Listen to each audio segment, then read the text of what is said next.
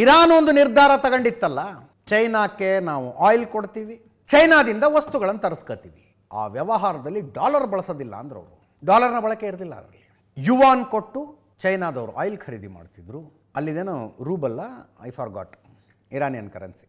ಅದನ್ನು ಕೊಟ್ಟು ಇರಾನಿಯನ್ನರು ತಮಗೆ ಬೇಕಾದ ವಸ್ತುಗಳನ್ನು ಚೈನಾದಿಂದ ತರಿಸ್ಕೊತಿದ್ರು.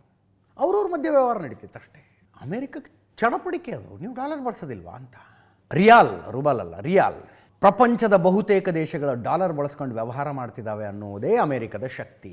ನಾಳೆ ದಿವಸ ಒಂದೊಂದೇ ದೇಶಗಳು ನಮಗೆ ಡಾಲರ್ ಬೇಡ ಬೇಡ ಬೇಡ ಬೇಡ ಅಂತ ನಿರ್ಧರಿಸ್ತಾ ಹೋಗ್ಬಿಟ್ರೆ ಒಳಗಿಂದೊಳಗೆ ಕೊಲಾಪ್ಸ್ ಆಗ್ಬಿಡುತ್ತೆ ಆ ದೇಶ. ಬ್ರಿಕ್ಸ್ ಒಕ್ಕೂಟದ ಒಂದು ಪ್ರಪೋಸಲ್ ಇದೆ, ನಮ್ಮದೇ ಸಪ್ರೇಟ್ ಕರೆನ್ಸಿ ಮಾಡ್ಕೊಳ್ಳೋಣ ಅಂತ. ಈಗ ಭಾರತದ ರೂಪಾಯಿ ಇದೆಯಲ್ಲ, ರಿಸರ್ವ್ ಬ್ಯಾಂಕ್ ₹1 ನೋಟನ್ನು ಪ್ರಿಂಟ್ ಹಾಕಬೇಕು ಅಂದರೂ ಅಷ್ಟು ಅಸೆಟ್ ಇರ್ಬೇಕಲ್ಲಿ, ಅಷ್ಟು ಬಂಗಾರ ಇರಬೇಕು. ಅಮೇರಿಕಕ್ಕೆ ಹಂಗಿಲ್ಲ, ದೇ ವಿಲ್ ಜಸ್ಟ್ ಪ್ರಿಂಟ್. ಜಗತ್ತಿಗೆ ಅದರ ರಿಕ್ವೈರ್ಮೆಂಟ್ ಇದೆ ರೀ, ಪ್ರಿಂಟ್ ಮಾಡ್ತಿರ್ತಾರೆ ಅವ್ರು ಅಷ್ಟೇ. ಅದನ್ನು ಜಗತ್ತು ಉಪಯೋಗಿಸ್ತಾ ಇದೆ ಅನ್ನೋ ಕಾರಣಕ್ಕೆ ಅದು ಹೋದರೆ ಮುಗೀತು. ಅಮೇರಿಕ ಅಪ್ ಟು $1.9 ಟ್ರಿಲಿಯನ್ ಬಡ್ಡಿನೇ ಕಟ್ತಾರೆ ಅಂತಂದರೆ ಯೋಚನೆ ಮಾಡ್ಕೊಳ್ಳಿ ನೀವು. ನಾವು $5 trillion, we are now $4 trillion economy. $5 trillion ಆಗಬೇಕು ಅಂತ ಕನಸು ಕಾಣ್ತಾ ಇದ್ದೀವಿ. China is what, 18-19 trillion economy China. ಖರ್ಚು ತಡ್ಕೊಳಕ್ಕಾಗ್ತಿಲ್ಲ.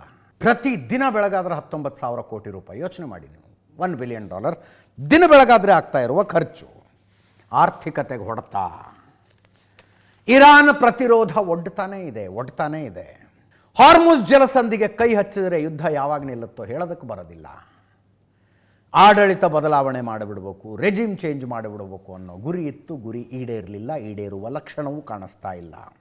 ಇನ್ನು ಅಂತಿಮವಾಗಿ ಉಳ್ಕೊಂಡಿರೋದು ತೈಲ ಕೇಂದ್ರಗಳು, ದೊಡ್ಡ ತೈಲ ಕೇಂದ್ರಗಳನ್ನು ಹೊಡೆದು ಬಿಡೋದು, ವಿದ್ಯುತ್ ಉತ್ಪಾದನಾ ಕೇಂದ್ರಗಳನ್ನು ಹೊಡೆದು ಬಿಡೋದು ಇರಾನ್ನಲ್ಲಿದು. ಹಾಗೊಂದು ವೇಳೆ ಮಾಡಿದ್ರೆ ಈಗಾಗಲೇ $119 ಹೋಗಿದೆ ಆಯಿಲ್ ಪ್ರೈಸು. ಇನ್ನೆಲ್ಲಿಗೆ ಹೋಗ್ಬೋದು ಲೆಕ್ಕ ಹಾಕಿ. ಮುಂದಿನ 10 ವರ್ಷ ಬಯಸ್ಕೋಬೇಕಾಗತ್ತೆ ಅಮೇರಿಕ ನೀವು ಮಾಡಿಟ್ಟಿದ್ದು ಅಂತ. ಅಂದರೆ ಜಗತ್ತಿಗೊಂದು ರಿಸೆಷನ್ ಬಂದಂಗೆ ಆಗುತ್ತೆ ರೀ. ಜಗತ್ತಿನ ಆರ್ಥಿಕ ಪ್ರಗತಿಯ ವೇಗಕ್ಕೊಂದು ಬ್ರೇಕ್ ಹಾಕಿದಂಗೆ ಆಗ್ಬಿಡುತ್ತೆ ಆಯಿಲ್ ಪ್ರೈಸ್ಗಳು ಹೆಂಗೆ ಅಪ್ ಆ್ಯಂಡ್ ಡೌನ್ ಮುಂದುವರ್ಕೊಂಡು ಹೋದ್ರೆ.